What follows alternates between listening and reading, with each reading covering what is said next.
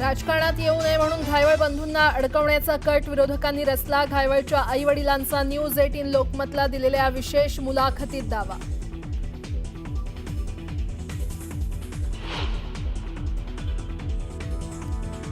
निलेश घायवळ अधिकृत पासपोर्टवरच परदेशात गेला, घायवळच्या आई-वडिलांचा दावा।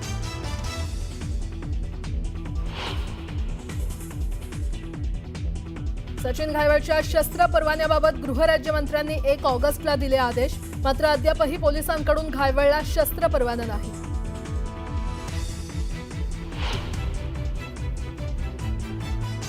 कुणीही कायदा हातात घेतला तर कारवाई होणार, तर घायवळला शस्त्र परवाना पोलीस आयुक्तांनी दिलेला नाही। या संदर्भात चौकशी सुरू। घायवळ प्रकरणावर अजित पवार यांची मोठी प्रतिक्रिया।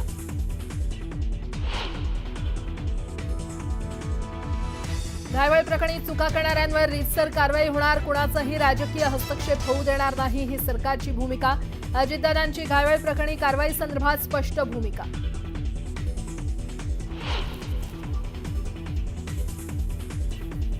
अहिल्यानगरमध्ये जाहीर सभेत इम्तियाज जलील यांचा नितेश राणेंवर नाव न घेता जोरदार टोला। चिकनी चमेली म्हणत जलील यांची तुफान फटकेबाजी।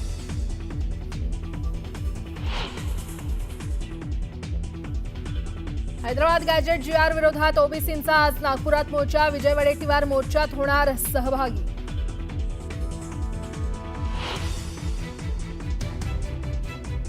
मुख्यमंत्री देवेंद्र फडणवीस आणि पंकजा मुंडे आज छत्रपती संभाजीनगर दौऱ्यावर। विभागीय मेळाव्यात करणार मार्गदर्शन।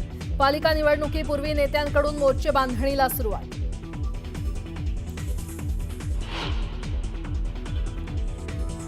कोल्हापुरात एक बड्या उद्योगपतीच्या घरावरील छापेमारीत मोठं घबाड जप्त। 1 कोटींची रोख आणि 5 किलो सोनं ताब्यात। सलग तिसऱ्या दिवशी आयकर विभागाची छापेमारी सुरू।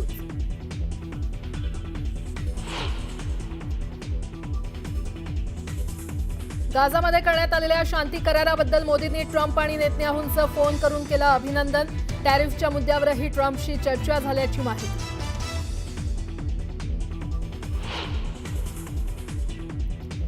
आणि उत्तर प्रदेशच्या अयोध्येत स्फोटामुळे कोसळलं घराचं छत। 5 जणांचा मृत्यू। सिलेंडर की कुकरमुळे स्फोट झाला, याचा पोलिसांकडून तपास सुरू।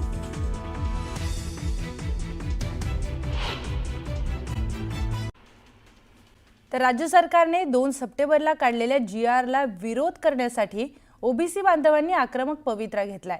मुंबई ते नागपूर आंदोलनाचा धडाकाच लावण्यात आलाय। तर नागपुरामध्ये आज ओबीसींचा मोर्चा आयोजित करण्यात आलाय।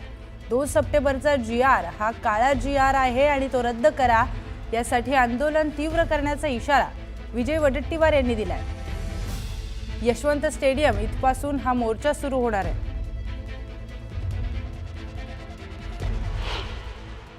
जो काळा जीआर आहे तो जीआर रद्द झाला पाहिजे, ही सर्व समाजाची एकमुखी मागणी आहे। ज्या प्रमाणामध्ये घुसखोरी करण्यासाठी सरकारनं, महायुतीच्या सरकारनं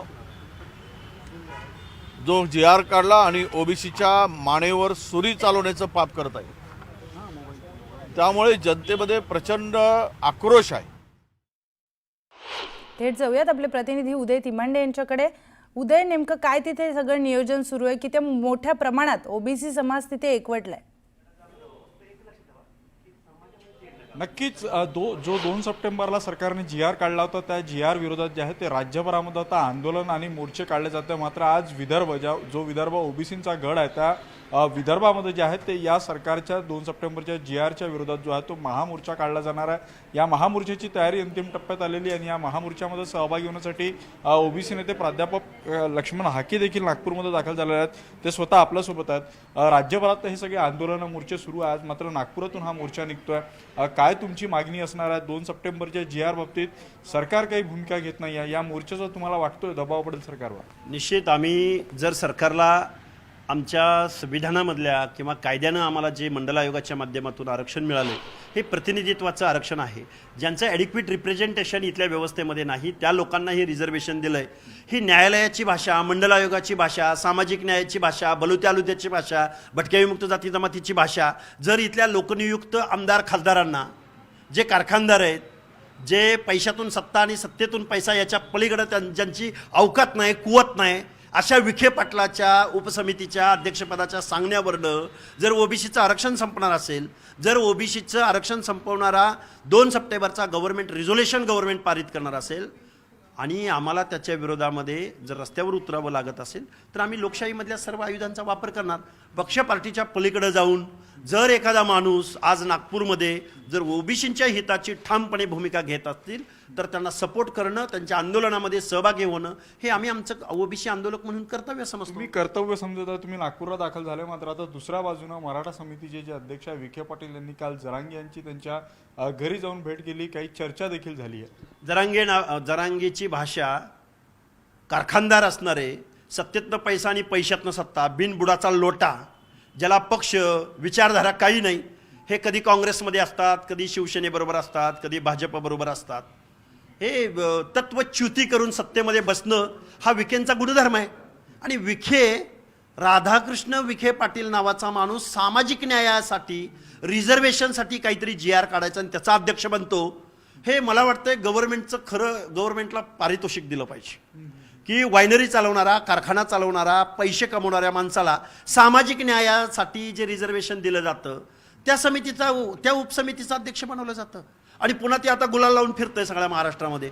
याला वाटतं मी मुख्यमंत्री होतोय. अरे तुझी अहिल्यानगर जिल्ह्यामध्ये काय वाताहत झाली ते बघ ना. जिल्ह्याच्या पलीकडे तुला लूत भरलेलं कुत्रं विचारत नाही आणि तुला महाराष्ट्राच्या मुख्यमंत्रीपदाची स्वप्न पडतात. आणि आता ओबीसीचं आरक्षण संपवल्यावर तुझं हे दिवा स्वप्न तुला निश्चित बघायला भेटेल. जे आता मधात हायकोर्टामध्ये सुनावणी झाली त्यावर देखील सुनावणी घेण्यास त्या GR विरोधात कोर्टानं नकार दिला. त्यामुळे आता त्या GRला स्टे आहे. इथून पुढे तुमची काय भूमिका असेल? हा GR रद्द होण्यासाठी जे वाटेल ते करायला तयार? निश्चित वाटेल ते करायला तयार आहोत. आणि माननीय न्यायालयानं फक्त काय बोललंय की अशी अंतरिम स्थगिती देण्यासाठी आम्हाला शासनाचं पहिलं ॲफिडेव्हिट मिळू द्या. आता शासन कधी देईल? 2 आठवड्यांनी देईल का? इलेक्शन संपल्यावर देईल का? पुढच्या वर्षी देईल? हे त्यांच्या निवडणुकीच्या गणिताच्या दृष्टिकोनातून ते राजकारण करतील. विरोधी पक्ष अजून कोण, कुठली काय माणसं, कोण आमदार खासदार, ह्यांना निवडणुका आल्यानंतर आमची ओबीसीची घरं, वाडे, वस्ते, तांड्या दिसतील, आमच्याकडे येतील. त्यावेळी आम्ही त्यांना विचारू की बाबा आम्ही आमच्या 4 पिढ्यांनी आम्ही तुम्हाला आमदार खासदार केलं, मंत्रिपदावर पाठवलं, तो आमचं आरक्षण जात असताना तुम्ही नक्की काय करत होता?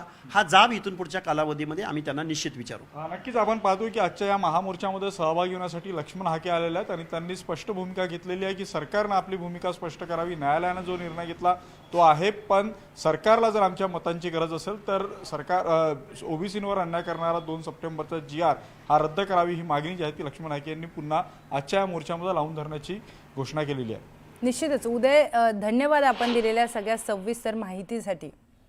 पुढची महत्त्वाची बातमी पाहूयात. नागपुरात आज होणाऱ्या ओबीसी महामोर्चासाठी चंद्रपूर जिल्ह्यातून हजारो कार्यकर्ते हे नागपूरकडे रवाना होत आहेत.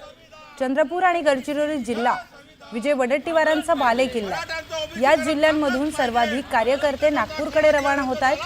या मोर्चासाठी एकट्या चंद्रपूर जिल्ह्यातून 18 ते 20 हजार कार्यकर्ते हे नागपूरसाठी पोहोचणार आहेत.